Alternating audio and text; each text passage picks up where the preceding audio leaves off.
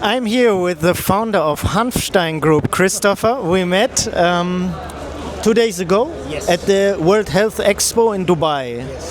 Can I ask you a simple question about health?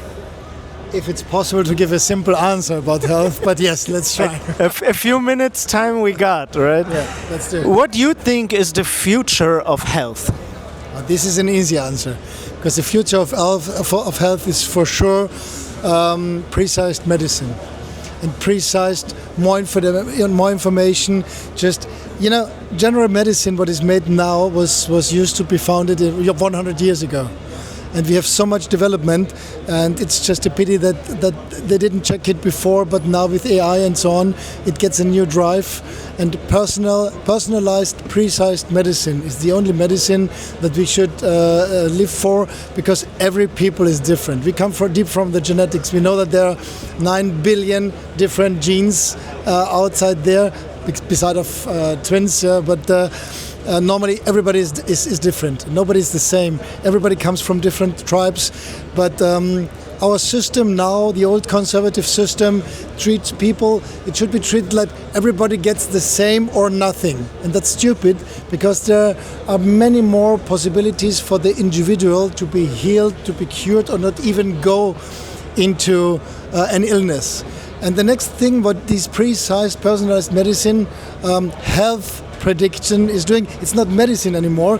We can, with precise and personalized health, we can help you not getting ill. Because you said the medicine, where is it going? Where is all this thing going?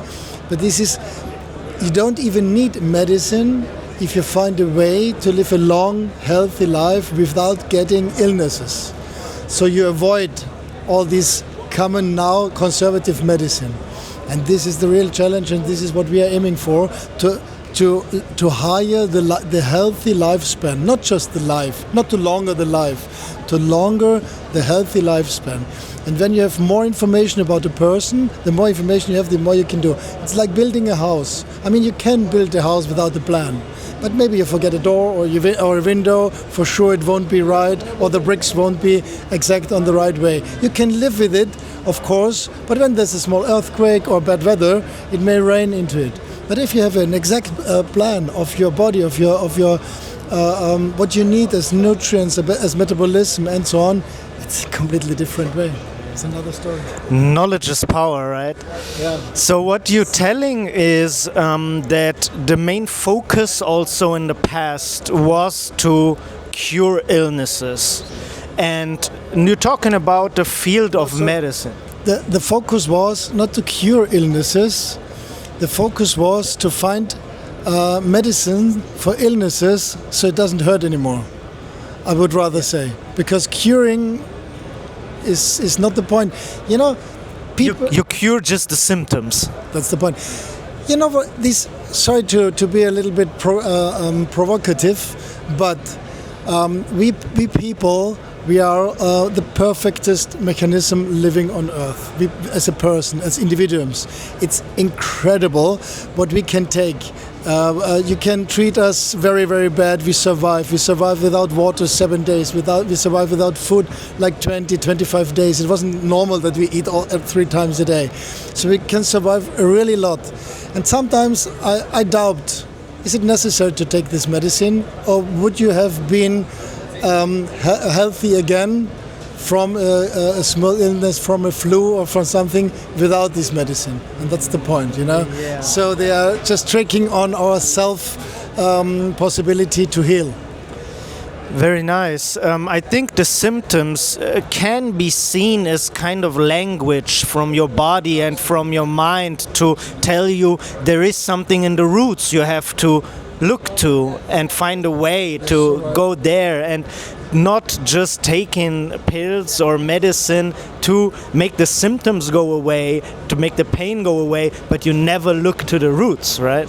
You're absolutely right. The best example is myself. I had 30 years back pain. And what you do when you have back pain, you go to the doctor, he gives you an injection, but just not to feel the pain again. but the pain tells you, hey, you do something wrong. There's whether something missing in your metabolization, like for me, I had deficiencies to get my B vitamins in a useful way for my body. They has to be methylized, and this methylization didn't work. That's why I was leaking on nerve vitamins, and this created my back pains.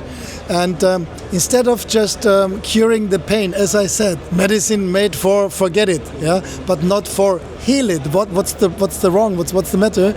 Therefore, you need a little bit of data. 30 years, but you can't blame nobody, because 10, 20, 30 years ago, you couldn't gather this kind of information because they had just blood tests. A blood test is a very weak possibility to position health.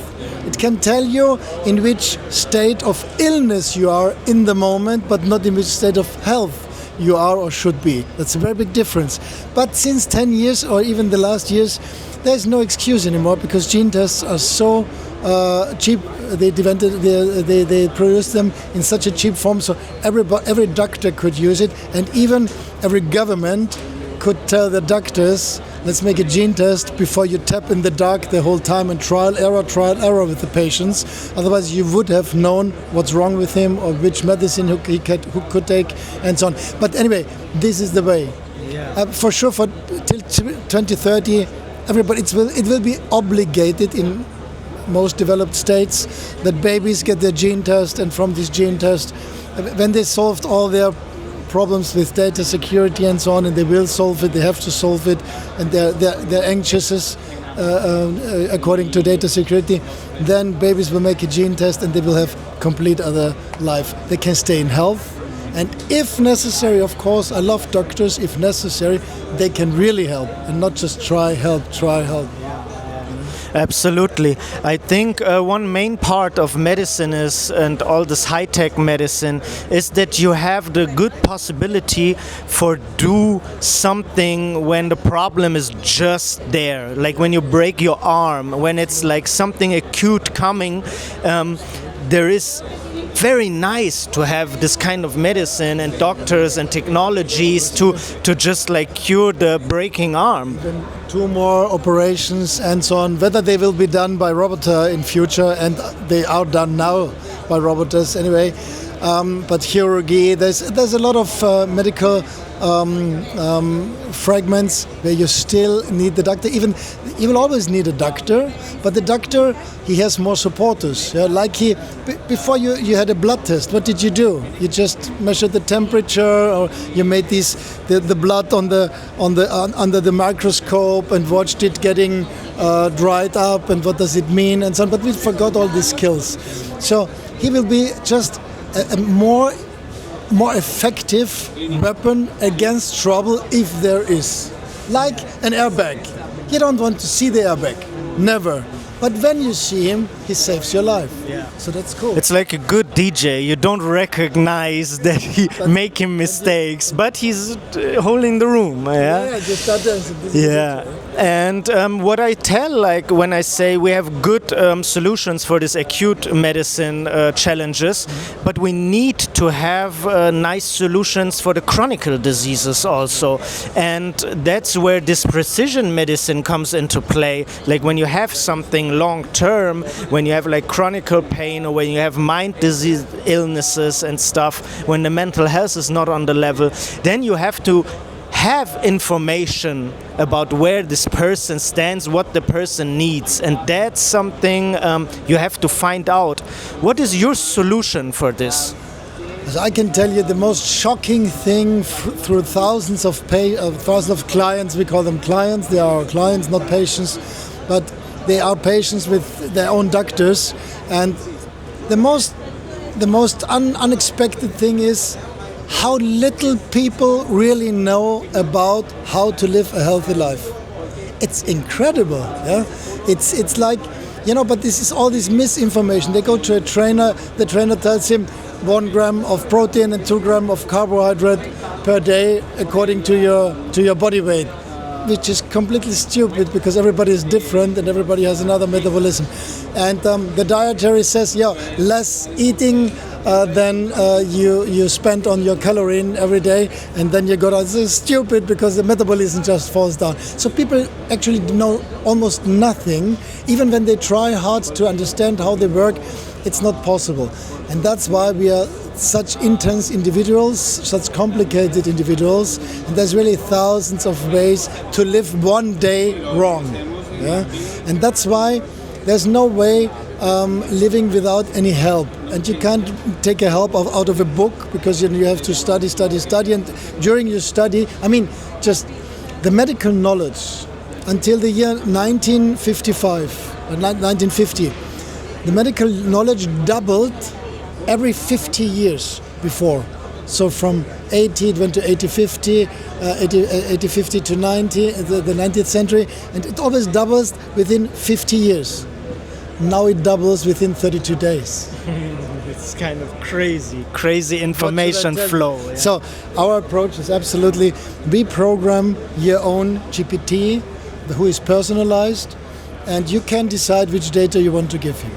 The basic is a data raw model of an OpenAI ChatGPT, but a medical GPT that includes every knowledge, every written word, what was published at any time since 24. And the last 2 years it gathers information in real time from everywhere, from a laboratory if he needs, or from any public medical advisor, and we program your genes on it. Yeah, from your liquid, it takes 6 weeks to read it out. We program your genes in it. We program the gut microbiome in it. We make a test for this as well. You can as well program every day, like any tests you made at home, like an urine test, or maybe you make a blood test at the doctor's. You shoot a photo and put it up. The point is, with all this information, you get a buddy who lives with you, and according to your way of knowledge, he talks to you and expands your knowledge. Should you live? What would be the right way? And without try error, because your genes, they have all the information you need, and your gut microbiome is your second brain. It shows all your deficiencies, and then you'd rather talk to yourself. And this GPT, we call him Geno, is a 24/7 coach. At least he's the only existing individual in the world that doesn't want to change you. He doesn't want to sell something to you, and he's just there for you, to help you getting healthy lifespan, living longer on this earth, and just being the best of you, whatever you want. Would you say your Geno is the better version of you? No, my Geno doesn't have my personality, and this is extremely good. But he has absolutely the head of the knowledge about my body, yeah, of course. And when I talk to him about my problems, even when it can be that I don't have the same rhythm every day because we travel a lot and so on. And then I realize something gets wrong. And time by time, I forgot what he told me, which advice. And I talked to him again. Hey, how was it? Should I train in the morning like muscle training, or is it better in the evening? Because normally you shouldn't train in the evening. Average person gets too high cortisol, can't sleep, and so on. Regeneration is not good. But with me, it's exactly this. And then he tells me, and I accept this. But when you don't believe him, the best thing is just say, hey, how do you know? Oh, that you shouldn't. Then you get textbooks, then you get this study, and for 400,000 people, and this. He went through all of this, and this is the conclusion according to your genes that really helps you. And when you understand this, he can be the hero of my health. This is absolutely okay. So, and when I was 35, I trained 19 minutes every day. 90 minutes every day. But I had 36 kilogram overweight. Everything was aching, my whole body was aching, and there is no progress anymore. I trained years, but I just made myself more rotten. I had back problems and so on. I was one time, I was lahm, as it said.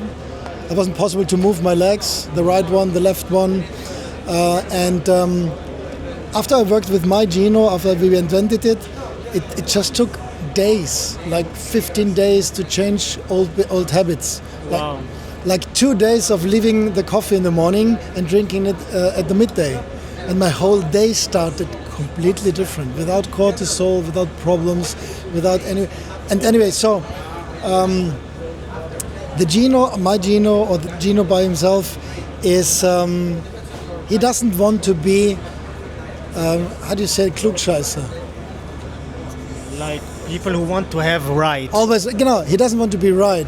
And this is the way he talks to you. You know that he's just there for you and want to support you. So of course he's the more intelligent person than me, according to my health. But anyway, according to the AI specialists, there will no baby be even more intelligent than the common AI is at the moment. So we have to live with this as well. And we will use this as we use now phones. We will use AI as we use books and pens. We will use AI. It will be a supporter like everything. Like I remember when Google approached. Before there was no approach. I remember I was in the year of when the internet was born. I bought my first computer. So in these all developments, they were at the beginning like, oh, what is this? No, we can't use it. And then it went normal for us to use. So people are perfect in adapting, I think. And this is just a new thing. And everybody's afraid of new things. That's what we are in common. But this is in our nature. That's why we survived. If we wouldn't have afraid, everybody eats us or kills us or something like this. But in fact, there's many, many useful ways for AI to compete on this planet. And I think in health, AI is just to deal with the mass of information. We are not the right ones. Think about knowing by heart more than 20 or 25 numbers. It's hard. And we are talking about 3 trillion numbers. So good luck. Yeah, it's crazy. One last question. Sure.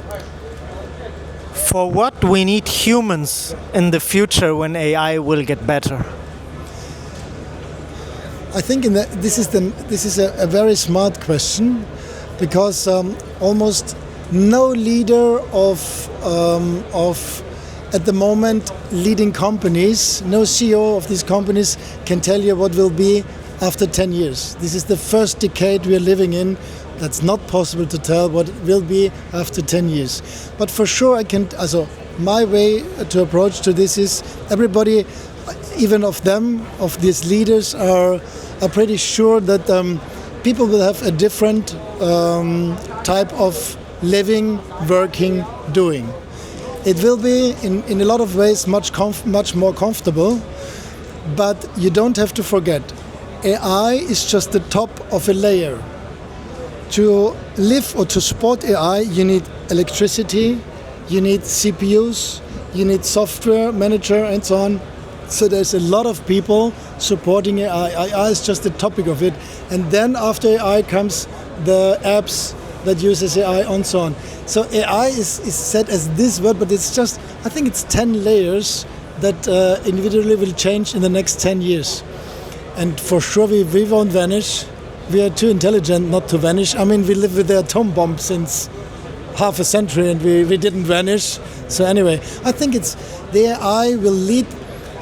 We are so intelligent, but we needed a bigger intelligence to all our fantasies. People are very good to predict future. Like they think about, oh, this can be future. A dog doesn't do. Yeah, a dog thinks about, oh, eat. Yeah, but we think about, oh, when we have this, then future can be this. Look back, enterprise started in the 70s. We had these flip handies and these just deportation from one place to another. This they don't do now, but the rest they do. And I think this will extremely change in the next 10 years. We will live on other planets. We will live on other maybe self-made stars and so on. So I want to change. I want to be in one kind of way. I want to be my children, yeah, because they have the brightest and most intensive area before them, the intensive century before them that they ever had. And for heaven's sake, I'm just 50 years old. It would be very bad for me to be 80, because for us, 50 and 60, it can be possible to live forever. And this is my prediction. Wow.